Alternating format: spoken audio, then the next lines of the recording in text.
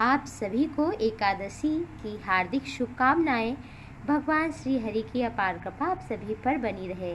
आइए श्रवण करते हैं आश्विन मास के शुक्ल पक्ष की एकादशी, जिसका नाम है पापांकुशा एकादशी, अर्थात पापांकुश, पापों पर अंकुश लगाने वाला, पापों को नष्ट करने वाला। इस एकादशी का व्रत जो भी करता है उसके समस्त पाप नष्ट हो जाते हैं और उसका जीवन खुशियों से भर जाता है, उसे कभी भी नरक यातना नहीं भोगनी पड़ती है। तो इस कथा इस प्रकार है। प्राचीन काल में विंध्य पर्वत पर एक बहेलिया था जिसका नाम था क्रोधन। वो बहेलिया जीवन भर अधर्म करता था, झूठ, कपट, चोरी, बेईमानी, हत्या इत्यादि। उसका जीवन ऐसे ही बीतता रहा। एक बार वो शिकार करने जंगल ही गया था तो वहाँ पर अंगिरा ऋषि का विंध्य पर्वत पर कहीं आश्रम दिखा। वो वहाँ पर पास गया तो उसे कुछ आवाज़ें कीर्तन, भजन, सत्संग की सुनाई दे रही थी। उसने सोचा मैं भी सुनता हूँ। बैठकर सुनने लगा तो पूर्व जन्म के कुछ सुकृत ऐसे थे जो जाग उठे और उसका मन भगवान में लग गया। वो कथा कीर्तन सुनता रहा और रात भर वही मंदिर के पास ही उसी आश्रम के पास रहा।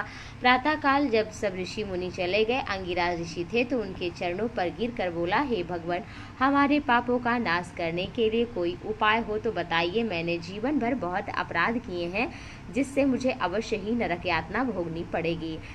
महर्षि अंगिरा तो दया से भर गए। तो संत थे। उन्होंने कहा कि व्यास, देखो तुम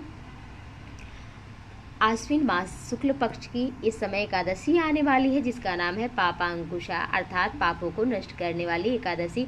जो तुम्हारे पाप हैं, अगर तुम श्रद्धा भक्ति भगवान से श्री हरि की पूजा करोगे, उनके नाम का संकीर्तन करोगे, बिना भेदभाव रहित ब्रह्मचर्य संयम नियम का पालन करते हुए यदि तुम इसे एकादशी का व्रत कर लोगे तो अवश्य ही तुम नरक गामी होने से बच जाओगे।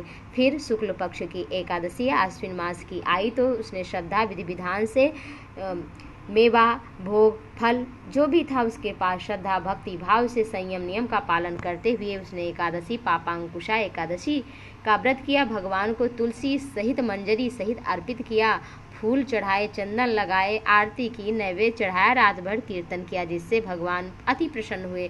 उसके समस्त पाप नष्ट हो गए। वो जीवन भर एकादशी करता रहा। फिर अंत में जब उसके मृत्यु का समय निकट आया तो भगवान के पार्षद उसे लेने के लिए आए और वो प्रसन्नतापूर्वक एकादशी का व्रत करने के कारण वो भगवान के परम धाम को गया। इस कथा को जो भी सुनता है वो अवश्य ही भगवान के धाम को जाता है, अवश्य जीवन में सुख भोगता है, नरगामी होने से बचता है।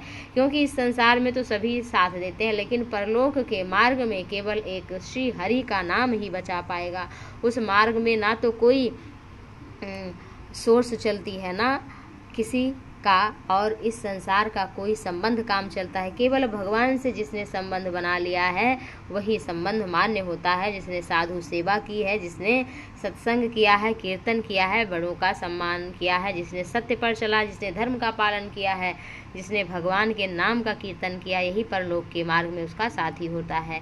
तो आप सभी भी इस एकादशी को अवश्य करें, क्योंकि भगवान ने स्वयं ही कहा है श्रीमद् भागवत में भी और श्रीमद् भगवद गीता में भी कि मैं तिथियों में एकादशी हूँ।